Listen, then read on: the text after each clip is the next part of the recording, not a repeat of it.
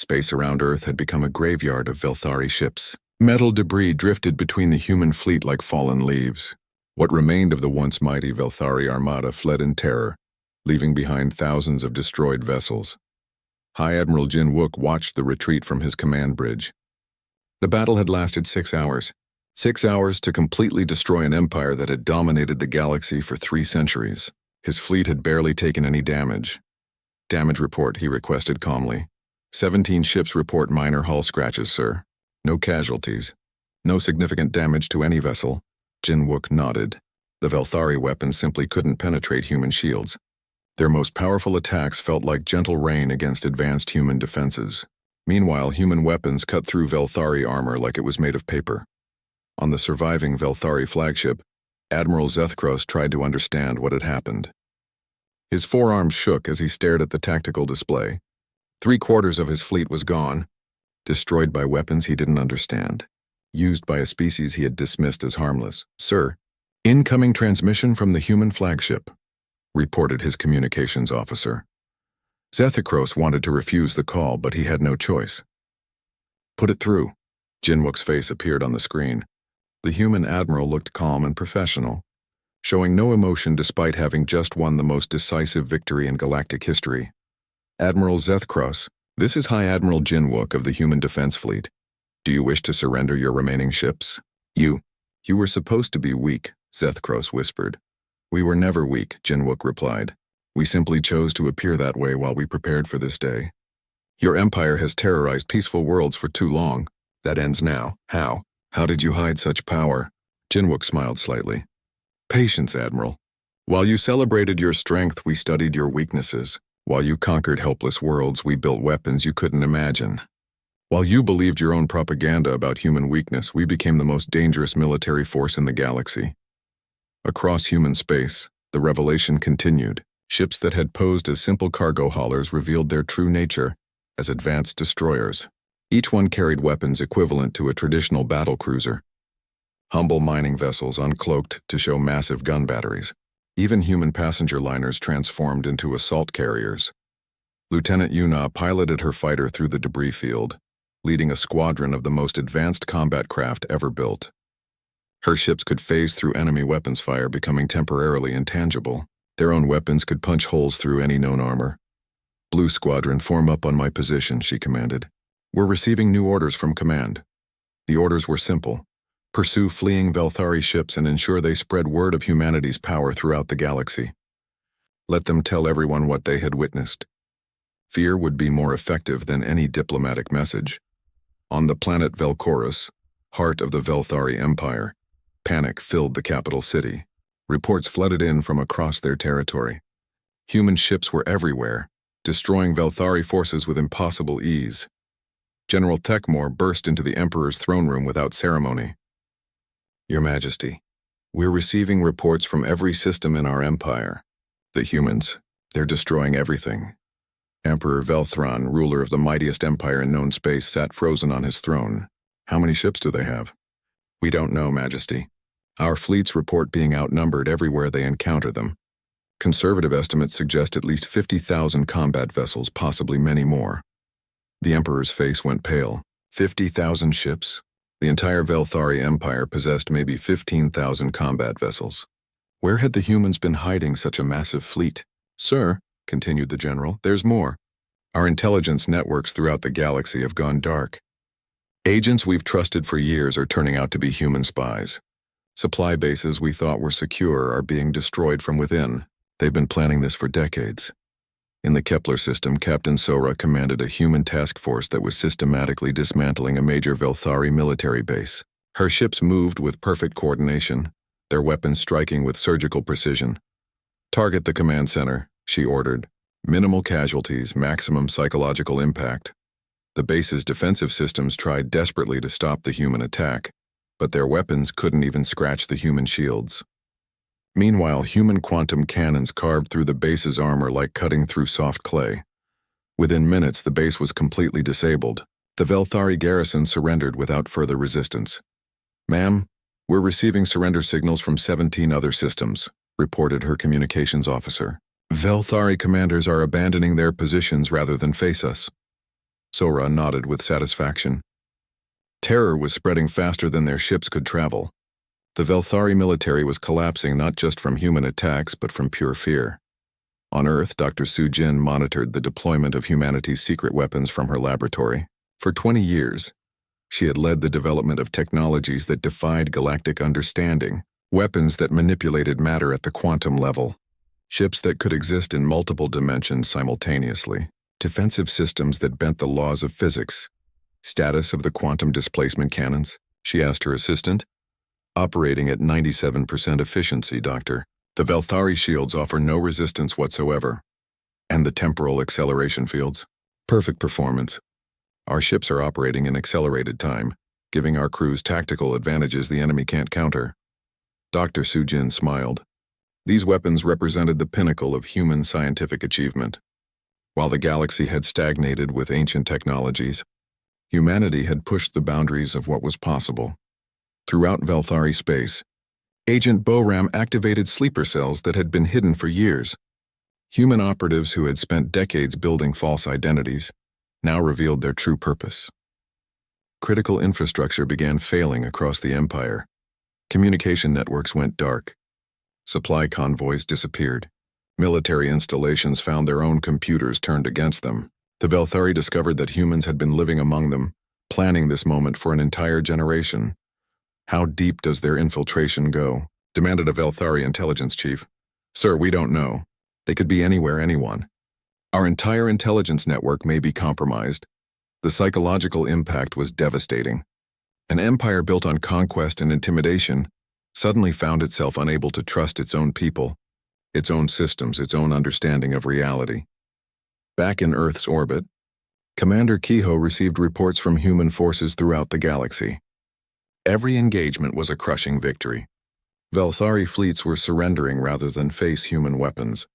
Entire sectors of their empire had fallen in a single day. Sir, we're receiving a transmission from the Galactic Council, reported his communications officer. Kehoe smiled. He could imagine the panic in the council chambers as delegates tried to understand what was happening. The transmission showed the council president, his face pale with shock. Commander Kehoe, the Galactic Council requests immediate communication with Earth's leadership regarding the current military situation.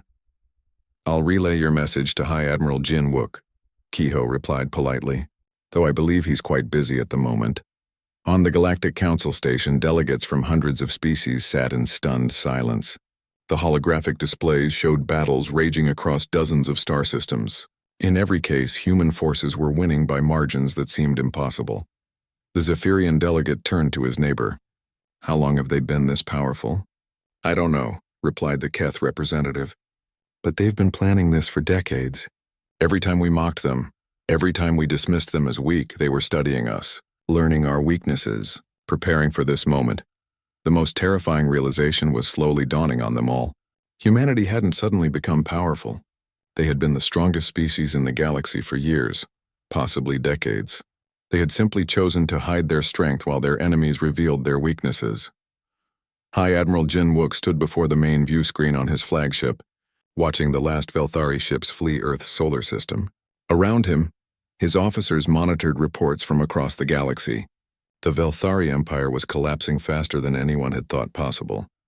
Sir, we're receiving surrender offers from 47 Velthari systems, reported his communications chief.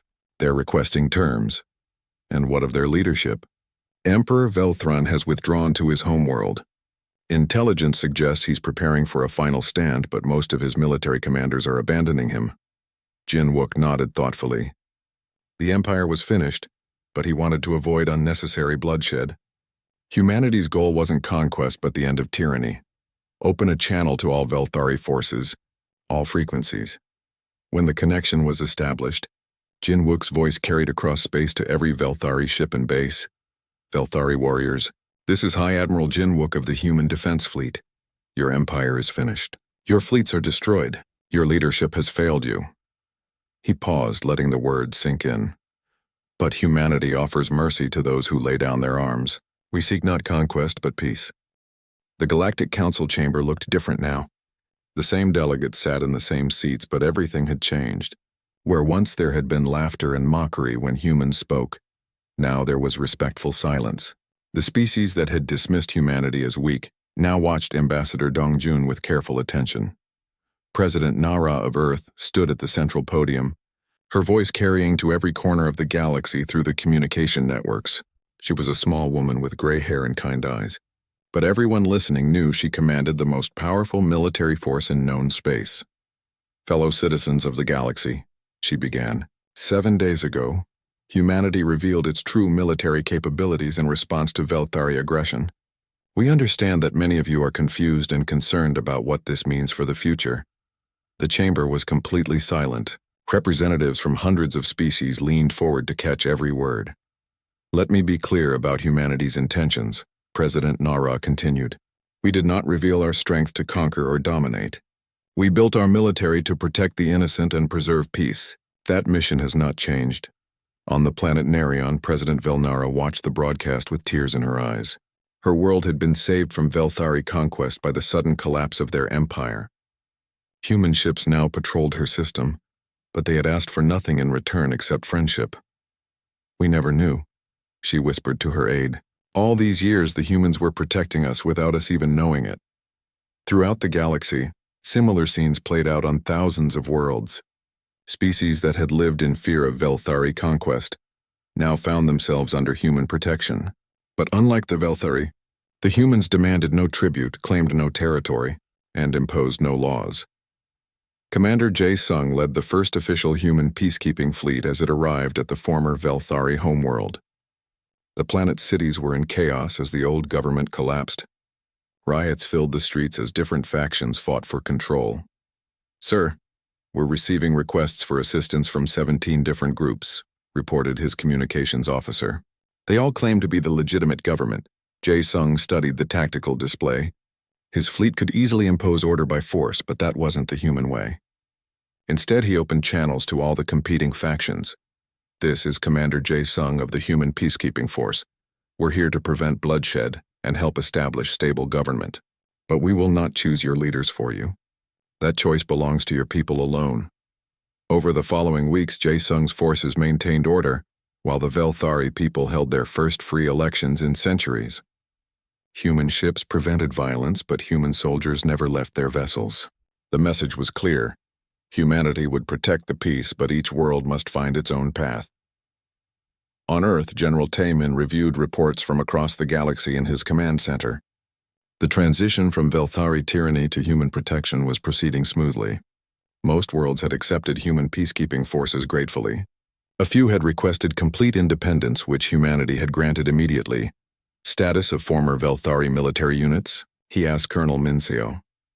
Most have accepted integration into local planetary defense forces, sir. About 3,000 former Velthari officers have requested to join human peacekeeping units. Background checks are underway. Taemin nodded approvingly. Humanity's goal wasn't to replace one empire with another, but to create a galaxy where every species could develop according to its own values. Dr. Sujin entered the command center with a data pad. General, we're receiving technology requests from 47 different species. They want access to our medical advances, our defensive systems, our manufacturing techniques. What's our policy on technology sharing? President Nara has approved limited sharing of non-military technologies. We're offering medical treatments, agricultural improvements, and industrial processes, but weapons technology remains classified. This decision reflected humanity's careful approach to their new role. They would help other species improve their lives, but they wouldn't arm them for war. The galaxy had seen enough conflict. Lieutenant Yuna, now promoted to captain, commanded one of the new joint species patrol units. Her squadron included pilots from 6 different worlds, all working together under human leadership to maintain peace in their sector. Captain Yuna, we're detecting a distress signal from the Keth mining system, reported her Zephyrian wingman. All units, form up. Let's go help them. The patrol found pirates attacking the mining station, but these weren't Velthari raiders. They were desperate survivors from various species, turned to crime by the chaos following the Empire's collapse. Attention pirate vessels, Yuna broadcast. This is Captain Yuna of the Galactic Peacekeeping Force. Stand down immediately and prepare for boarding. The pirates knew better than to fight human ships. They surrendered without firing a shot. But instead of imprisonment, they were offered rehabilitation and job training. Humanity believed in second chances. Back in the council chambers, a historic vote was taking place. The delegates were voting on the new Galactic Charter, a document that would reshape civilization itself. Councillor Minho, formerly Ambassador Dongjun, stood to address the assembly. His promotion reflected humanity's new status, but his demeanor remained humble. The new charter establishes 3 fundamental principles, he explained. First, no species may attack or conquer another. Second, all species have the right to self-determination. Third, disputes between worlds will be resolved through mediation, not warfare. The Keth delegate raised a tentacle. But who will enforce these principles? Who has the power to stop aggressor species? Minho's answer was simple. We will. The vote was unanimous. Every species in the galaxy agreed to the charter, knowing that human military power stood behind it. But they also knew that humans would use that power fairly, protecting the weak rather than exploiting them. High Admiral Jin Wook stood on the observation deck of his flagship, watching Earth rotate slowly below. His fleet had been reduced from its wartime peak, but it remained the most powerful military force in the galaxy. The difference was that now everyone knew it existed. Sir, we're receiving the final reports from Operation Silent Thunder, announced his aide. Summarize them. Total Velthari military assets destroyed or captured, 87%. Civilian casualties fewer than 10,000 across the entire empire. Former Velthari territories requesting human protection, 93%. New applications for Federation membership, over 200. Jin Wook smiled with satisfaction.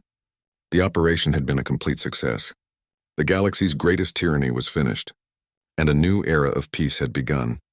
Agent Boram, no longer needing to hide her identity, worked with former Velthari intelligence officers to document their empire's crimes. The records revealed decades of conquest, slavery, and oppression. But instead of seeking revenge, humanity focused on helping the victims rebuild their lives. Ma'am, we've located another group of enslaved workers, reported her assistant. 3,000 individuals from 12 different species, held in mining facilities in the Outer Rim. Dispatch rescue ships immediately. And prepare rehabilitation centers for the survivors. This work continued across the galaxy, as human forces liberated slaves and freed oppressed populations. Each rescue operation reinforced the galaxy's understanding that humanity's power served justice, not conquest. Captain Sora commanded a new type of vessel, a diplomatic ship armed with the galaxy's most advanced weapons, but designed for peaceful missions. Her job was to mediate disputes between worlds before they could escalate to violence.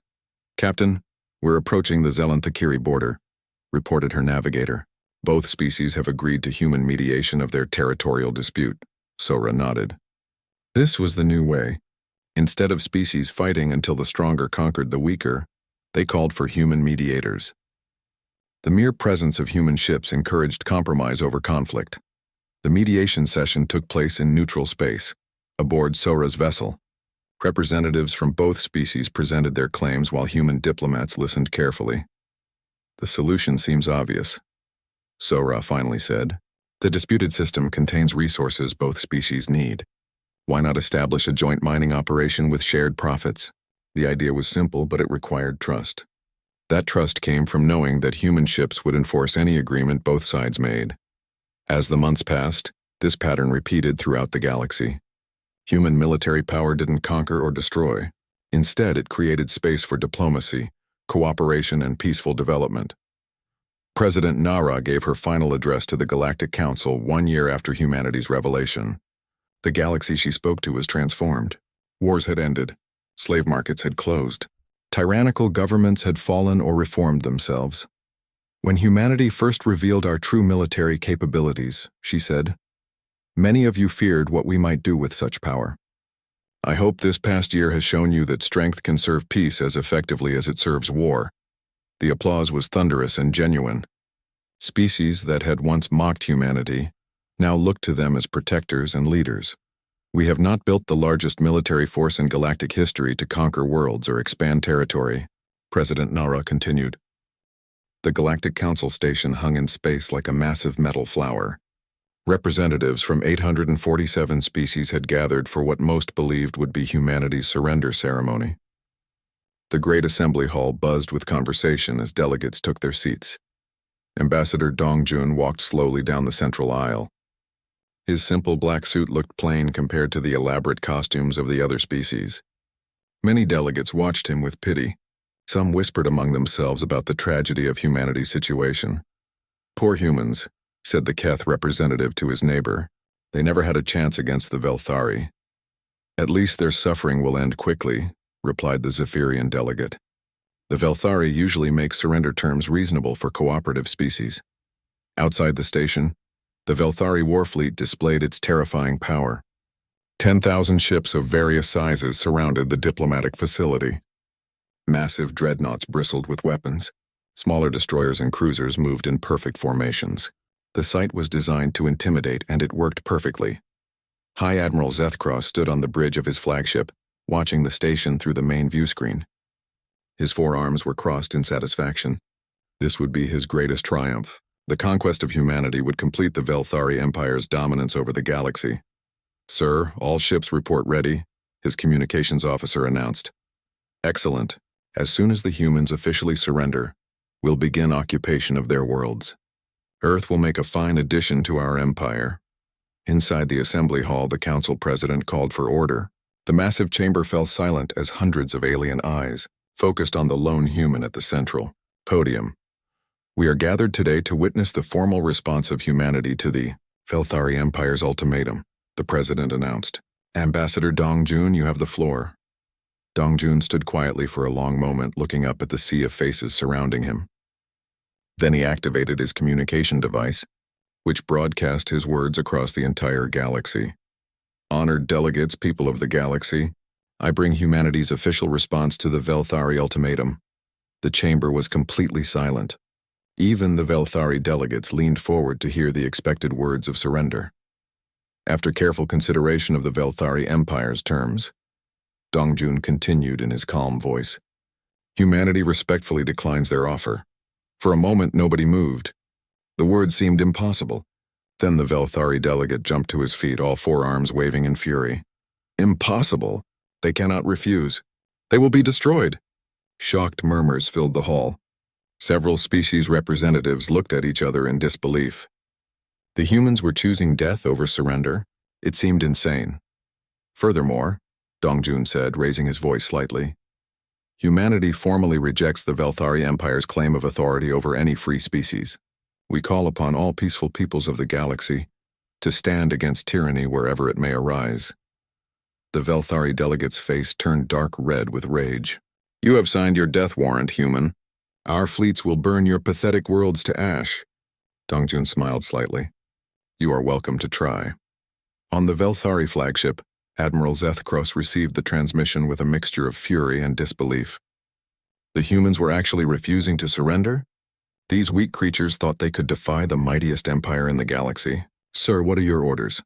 asked his tactical officer. "Destroy them all," Zethkross snarled.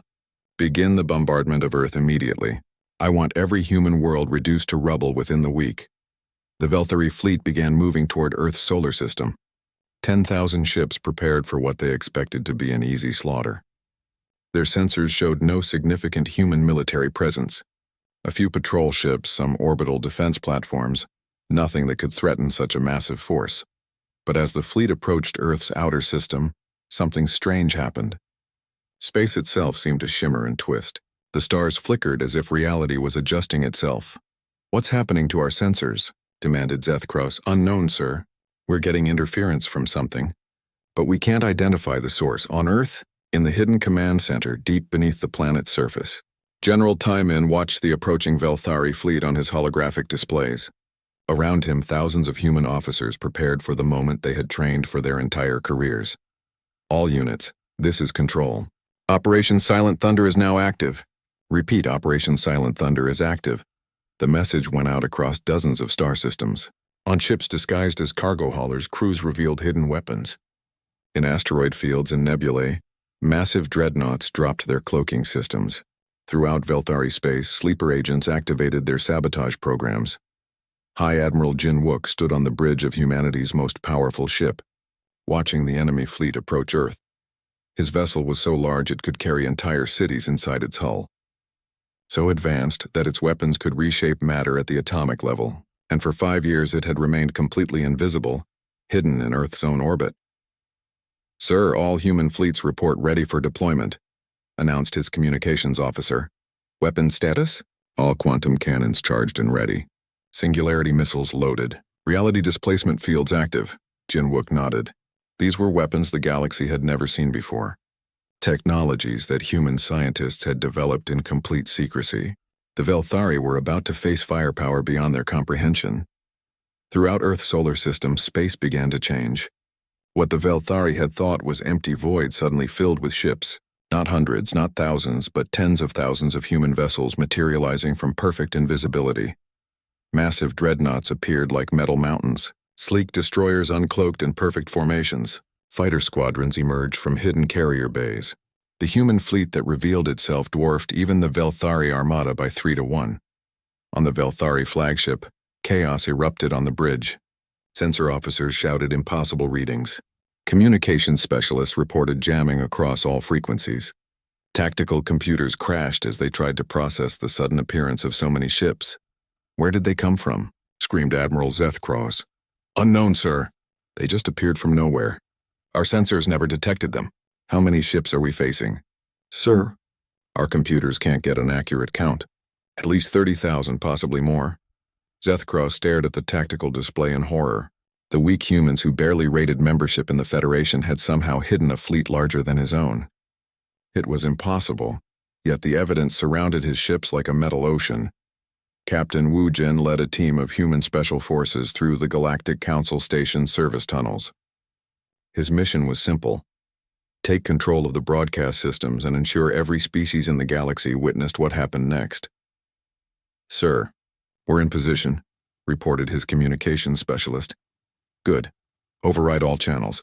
I want this transmission to reach every civilized world in the galaxy. Across known space, on planets and ships and space stations, communication systems suddenly activated. The face of High Admiral Jin Wook appeared on millions of screens. "People of the galaxy," Jin Wook said in a calm, steady voice, "for 23 years, humanity has served as a peaceful member of the Galactic Federation.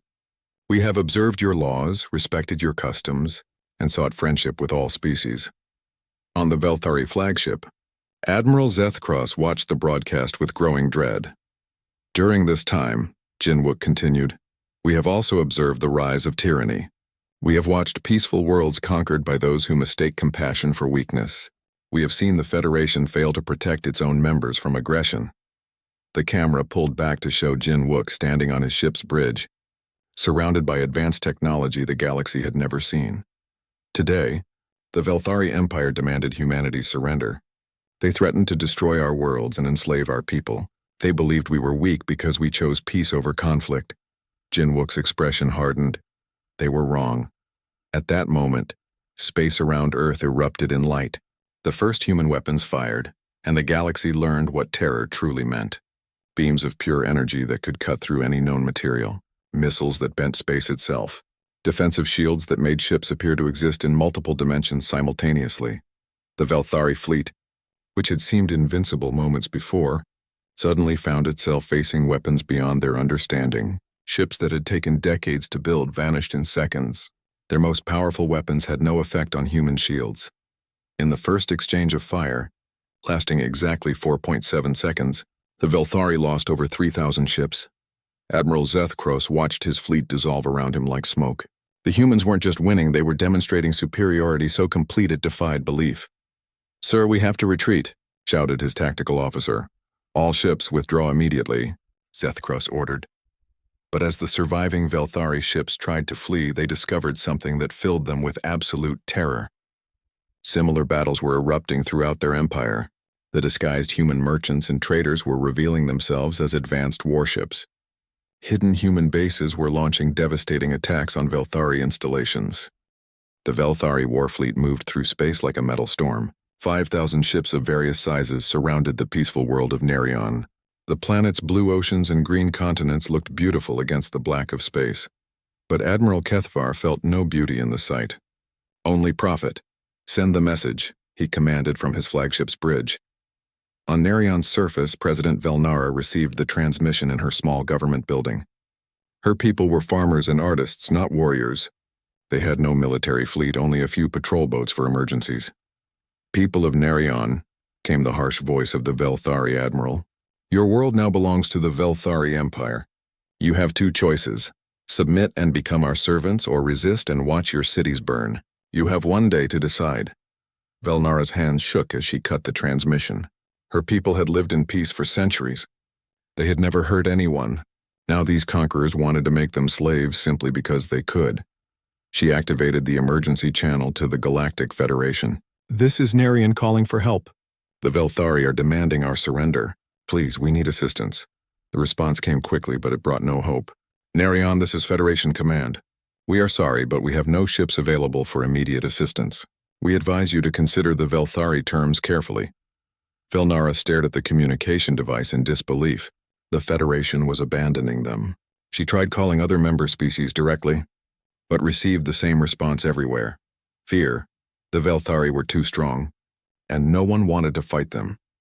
On Earth, General Timon watched the situation develop from his command center. The walls showed holographic displays of Velthari movements across dozens of systems. In the past month, they had conquered or threatened 15 worlds. Each time, the Federation did nothing. Sir, we could help Narion easily, suggested Colonel Minseo. One of our hidden squadrons could destroy that entire fleet. No, Timon replied firmly. Not yet. The Velthari need to believe they're unstoppable. Let them grow confident. Let them make bigger and bigger mistakes. Dr. Sujin approached with a data pad. General, Project Silent Thunder is now fully operational. All weapon systems are ready. The new ships have passed every test. We could deploy today if necessary. Timon took the pad and reviewed the numbers. The human military had grown beyond his wildest dreams. Their hidden fleet now numbered over 50,000 ships. Each one was more advanced than anything the galaxy had ever seen. Their weapons could destroy entire fleets with single shots. Their defenses could withstand anything the known galaxy could throw at them. But the most impressive achievement was the secrecy. For over 20 years, they had built this massive military force without anyone noticing. Every ship was constructed in hidden facilities. Every weapon was tested in empty systems far from trade routes. Every soldier was trained to maintain absolute silence about humanity's true capabilities. Status of our intelligence network? Timon asked. Perfect, sir, replied Agent Boram, recently returned from deep cover in Velthari space. I've spent 3 years posing as a trade representative. They trust me completely. I have access to their military codes, fleet positions, and strategic plans. What are they planning? Boram's expression darkened. Something big, General. Admiral Kethvar has been consolidating forces. Intelligence suggests they're planning to issue an ultimatum to Earth itself within the month. Timon felt his heart rate increase. This was what they had been waiting for. The moment when the Velthari would make their greatest mistake by threatening humanity directly. Are our people in position throughout their empire? Yes, sir. We have sleeper agents in every major system. When you give the word, we can disable their communications, sabotage their supply lines, and feed them false information. They won't know what hit them. On the bridge of his patrol ship, Commander Kehoe received a priority message from Earth. The orders were simple. Continue normal patrols, but be ready for immediate redeployment. The time of hiding was almost over. Captain Sora noticed the change in Kehoe's demeanor immediately. Sir, is everything all right? Prepare the crew, Captain. Full combat readiness, but maintain the appearance of routine operations. Sora nodded and began issuing quiet orders. Throughout the ship, human sailors prepared for what they knew would be the most important battle in galactic history. They had trained for this moment for years. Every simulation, every drill, every exercise had been building toward this day. Lieutenant Yuna worked at her station in the ship's hidden operations center. Few people knew this room existed. On the official ship plans, it was listed as storage space. In reality, it housed the most advanced combat computers ever built. When activated, these systems could coordinate attacks across entire star systems with perfect precision. Lieutenant, Kehoe said as he entered the hidden room. Status of the Shadow Fleet? All ships are in position, sir. The Velthari have no idea we have over 2,000 vessels hidden in this sector alone. Kehoe smiled. 2,000 ships that appeared to be simple cargo haulers and civilian transports. In reality, each one was armed with weapons that could destroy battleships.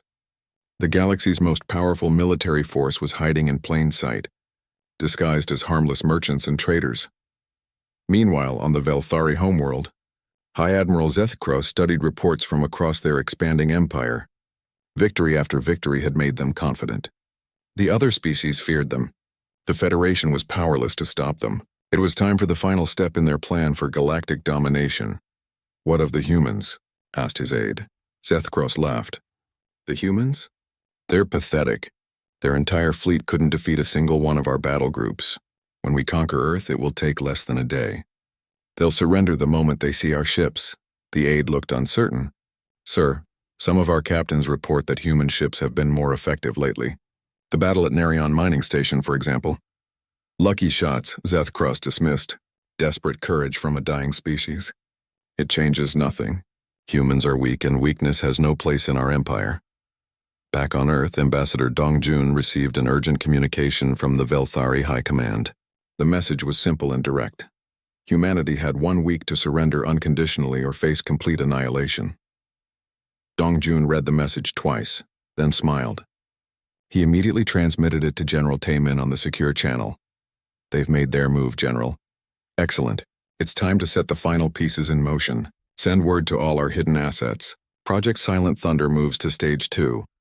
Across the galaxy, human agents received coded messages. On Velthari world, sleeper cells prepared for activation. In asteroid fields and nebulae, hidden fleets received movement orders. On Earth, the massive underground shipyards began their final preparations. High Admiral Jin Wook stood in the command center of the most powerful ship ever built. The vessel was so large it could carry entire fleets inside its docking bays, so advanced that its weapons could crack planets, so well hidden that it had remained invisible in Earth's orbit for 5 years. "All departments report status," Jin Wook commanded. "Weapon systems at full. Power. Shields operating. Perfectly. Stealth systems maintaining complete. Invisibility. Fleet. Coordination networks online." Jin Wook nodded with satisfaction.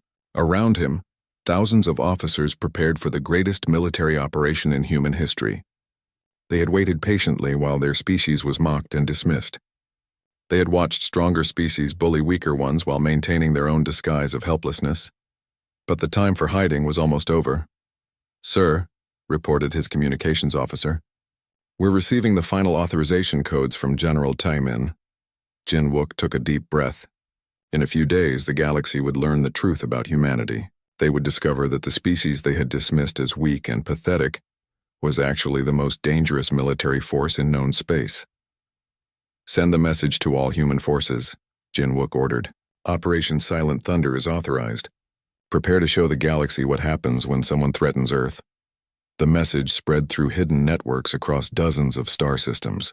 On ships disguised as merchants, crews prepared for battle.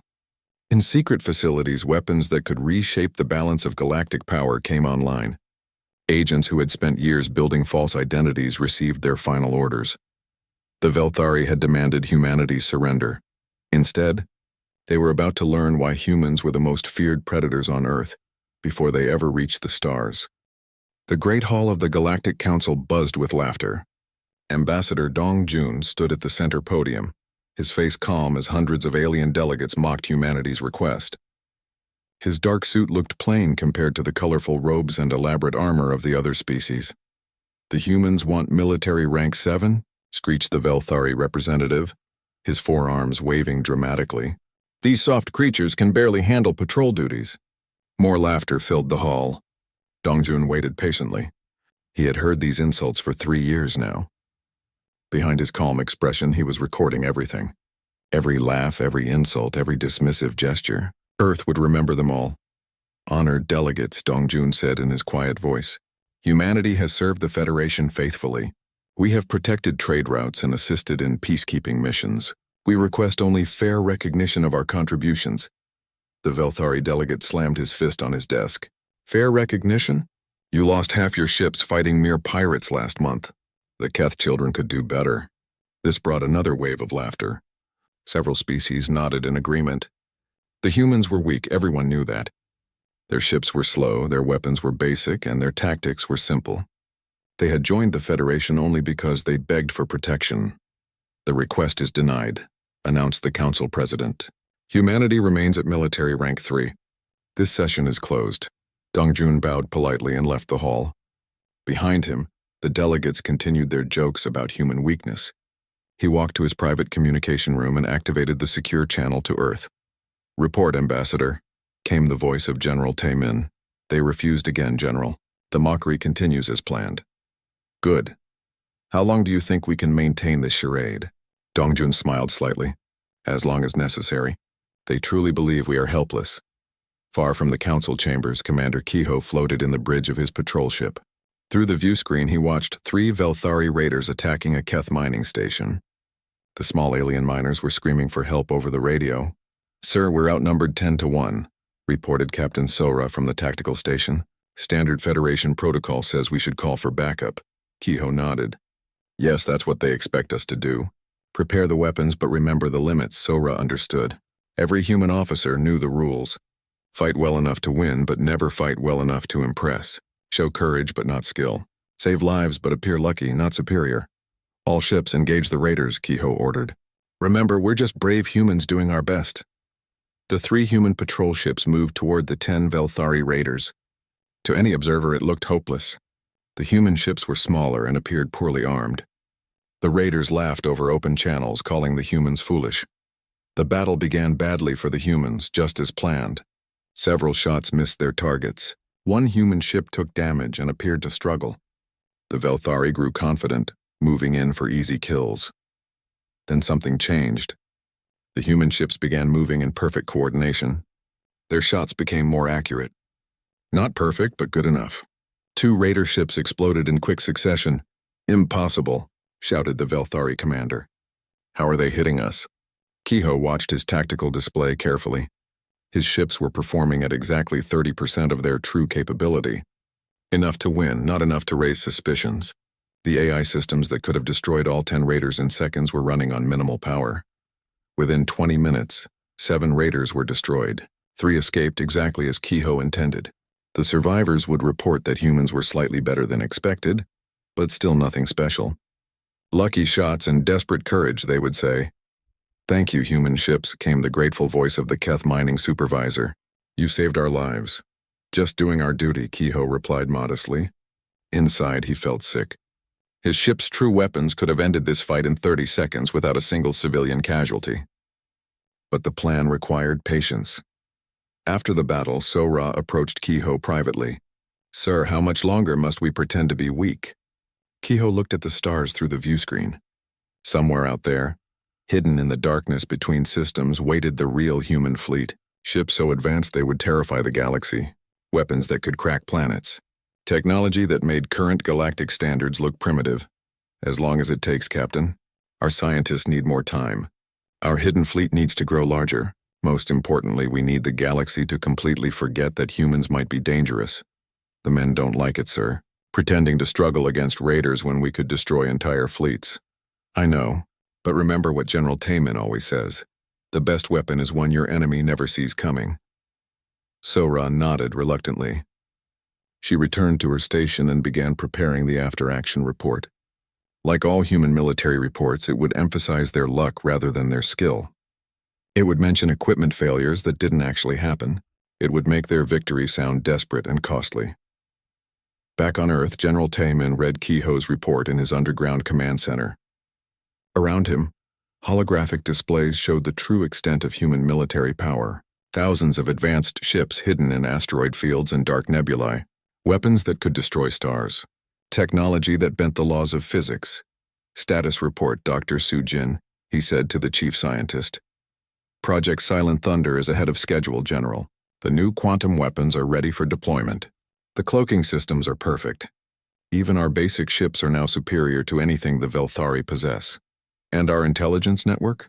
Fully operational. We have agents in every major government. We know their weaknesses, their secrets, their military capabilities. Most importantly, they know nothing about ours." Taemin smiled grimly. 23 years ago, humanity had joined the Galactic Federation as beggars seeking protection. The other species had laughed at their primitive technology and weak military. What they didn't know was that humans learned fast, very fast.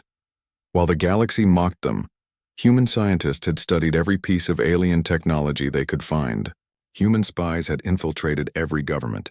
Human engineers had built weapons and ships that surpassed anything in known space, all in secret, all while maintaining the perfect illusion of weakness. "How much longer until we're ready for full deployment?" Taman asked. 6 months, General. Maybe less, Taman nodded. For 23 years, humanity had been patient. They had endured insults and mockery. They had watched stronger species bully weaker ones while pretending to be helpless themselves. But soon, very soon, the galaxy would learn the truth. Humans were not the weak species everyone believed them to be. They were the most dangerous predators in galactic history, and they had been hiding in plain sight all along. The General's communication panel beeped. A message from Ambassador Dong Jun appeared on screen. "The Velthari are becoming more aggressive.